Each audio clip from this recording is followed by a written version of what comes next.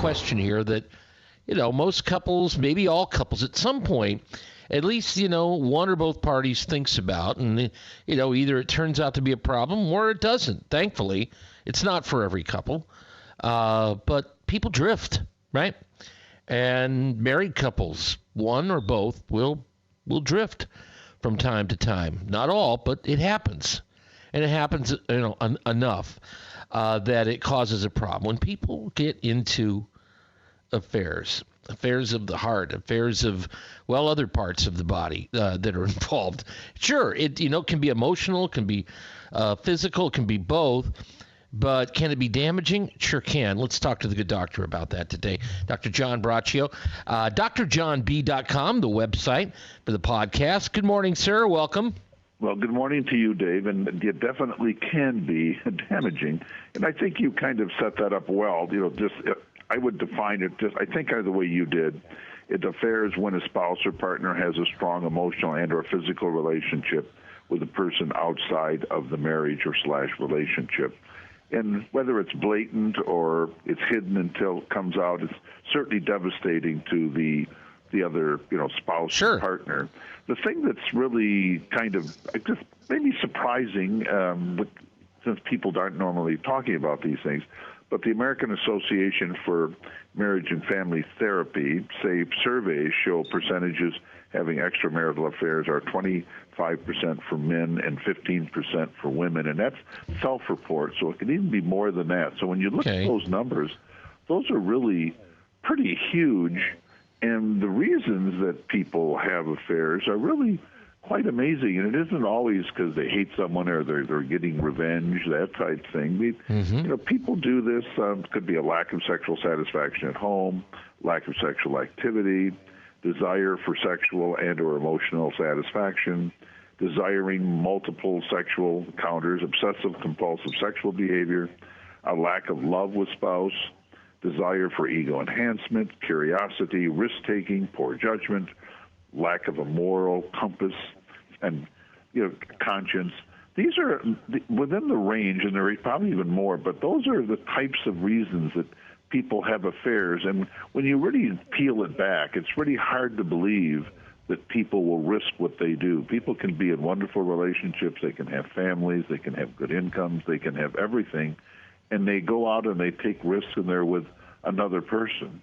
But it happens all the time. It's not like it's a unique thing, and not all affairs are found out. Okay, obviously, So, and I've had people come, guilt-ridden, not sure what to do because they've had an affair, they've ended it, they've moved on, but what do they do, with their conscience or where they are? So it's a really difficult situation. And it's certainly something that people ought to work on. If I can throw one more thing in, the thing that has amazed me is how often when people have affairs, they didn't even try to resolve issues that they had at home until everything blew up. And then they realized, or they were willing to talk about things that they were unhappy about or dissatisfied, but they never talked to the spouse or partner about what the big concerns were, and they just kind of drifted out of the relationship and drifted into something new. So that always amazes me, and I always tell people, if you have issues, bring them out at home. You certainly don't want to be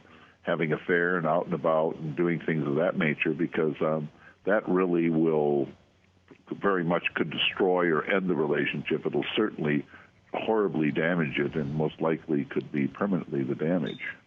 Doc, you mentioned, and I don't know if we covered this one other time, but you mentioned something there I actually had to go through with somebody I know who confided in me that they had an affair. It was another male, and then had been over for a while, but he was racked by guilt and wanted to unburden himself to his spouse, and wanted to know what I thought about that.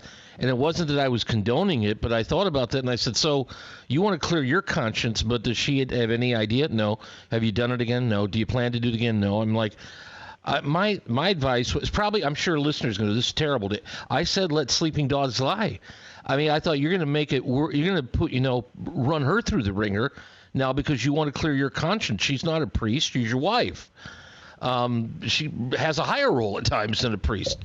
But you screwed up, but just because you want to feel better, don't make. And it's another difficult situation. I don't know whether I did the right thing or wrong thing. I didn't have a choice. Did what I thought was best, but I think a lot of people could be in that category of, later, like you said, down the line, they want to clear their conscience. What is the right thing to do? If 25% of guys have done it, and a whole bunch of those feel bad about it, and maybe they didn't get caught, what do they do? What do they do later? Do they just go along to get along, or do they unburden their soul? What would you tell them to do? Well, I've seen it work both ways. Okay, unfortunately, this is kind of a reality thing. Unburdening the soul can be helpful, but it certainly can even end the relationship, and it can certainly make things. That's what I thought. Never better. See, I don't. That's something I wouldn't tell someone to do. Obviously, that's something they have to conclude for themselves. But there are people that have guilt for something maybe that happened 10 years ago or 15 years ago. And then you have to unpeel the thing. Well, what are you really going to gain? Are you going to really damage the other person more? There are people that say, well, honesty says, and I understand that. I'm not trying to argue with someone about not telling the truth. But you do have to take a look at what's going to come out of this. It isn't like you're in the affair. It could be you're ended something. You realize it was the wrong thing. You really feel bad. So what do you do? And that, I think people make different decisions. Probably most do not say, because when you look at the high percentage of people that have affairs, and these are probably low numbers. And let's not forget the women. If you're talking 15%, so it's not just like just men are having, How have those numbers in your career, Doc? How have they changed over time? Do they remain pretty constant, 25, 15 men versus women? Are they lowered now, or are they frankly higher? What do you think? Well, I think it's hard. It's hard to know because so much of this is self-report. And a good share of people don't want to say, yes, I had an affair, that type of thing. I think that we're getting more and more divorce, so you might say there's either more affairs along the way or maybe less, depending on how you would see the divorce factor, which is so prevalent in our society. And so it's a hard thing. The only thing I always advise people when they're thinking of even getting close to it, I always say, is that really something you want to do? Don't you really want to be my feeling about being honest is clearly at the first stage before you're even doing something. I think when you're really unhappy or dissatisfied, that's when you do need to be talking. But there are people that just enjoy having affairs. I mean, they have access. They're around the country. They're doing things. People can maintain some of these affairs for years, for really long periods of time, without getting caught. That's more common than you might think. And when people get married, their idea individually of what is monogamy may not match up real well, right? I mean, yes, that is true. You were right, Dave. So it's kind of an odd stew when you look at it. And again, I've never kind of gone by the idea like someone will say, well, my spouse isn't attractive now, so I want to be with a whole bunch of other people, and then you get into these moral. I mean, well, wait a minute now. You're in this relationship. You may have children. You're tied in together. You claim you love each other. You're sharing a bed together, and then now all of a sudden you're saying that it's appropriate to be out having affairs and doing things. And sadly, a lot of people really will say yes. So that's a sad testimony. I don't want to say all, because we are talking about affairs today. So we're talking about something where you've crossed the line from when you said you'd never. But the things like you enumerated there, the things that lead people into in your career, which is a long career now, a lot of those have not changed dramatically, have they? No. Human motivation. Yeah. People don't change. People become more of the same often. But so I guess the ones that I find most difficult, at least from how I look at the world, are those that see no guilt. They see nothing wrong. They figure that they ought to be able to do whatever they want to do. And then there are the risk takers, those that just really enjoy, the possibility of, they don't want to get caught, but they're willing to take risky, kind of behavior. So there's all kinds of reasons, and there are people that say they're never going to do it, and obsessively they become involved. So it's an odd stew when you look at all the reasons in addition to people just are angry because their spouse had an affair, so they have an affair. So you get into these kind of, these difficult type things. I always say the best way not to have an affair is to work on things at home and try to resolve things before they get to the point that people, want to do that, even though we must admit there are people that are going to do it just because they want to and they enjoy it, and some are clever and able to maintain affairs. The question you get into conscience issues, morality. What are you doing for in terms of the spouse who you've made a commitment to? So it's a tough thing. My view is I just try to give people good advice in terms of how to live a life, Mm-hmm. and I always go by the idea that if you're in a relationship, you have to do everything you can to make it better and work on it, as opposed to doing things that can tear it down and and make it worse. So. That's kind of my advice, and these are some topics we can pursue of more aspects of this Sure.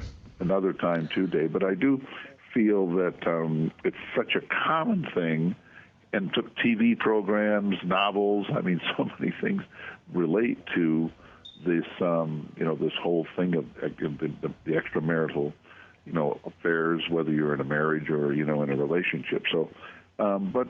You do have to look in the mirror and say, am I doing the right thing? Is that something I should be doing? Is this something I'd share with my spouse?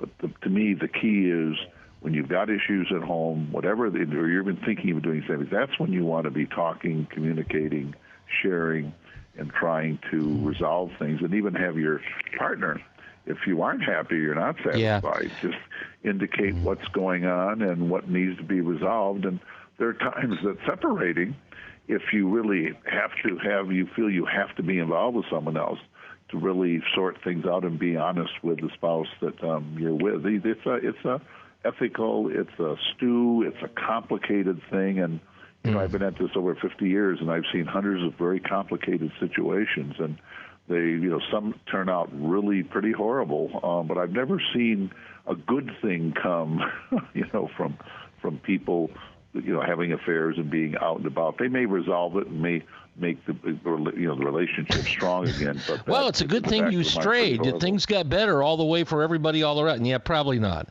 No, probably not. And then when people are standing in front of the mirror and they're doing that thing, that self-evaluation, like you said, even if they tell themselves, "Yeah, I know it's wrong. Is it worth everything I'm risking here?" And then you'll still see people take the plunge anyway, but maybe a few less if they have that moment, that epiphany. Dr. John Braccio, Regional Psychological Services in East Lansing, drjohnb.com, the website for the podcast. It'll be there shortly. And, yeah, we can explore more into this because it's obviously an issue in our society and has been for a good long time. Thanks for being here today. Take care, Doc. Always a pleasure. Have a good day, Dave. Bye-bye. You too. Back on the Morning Wake Up, 1320 WILS.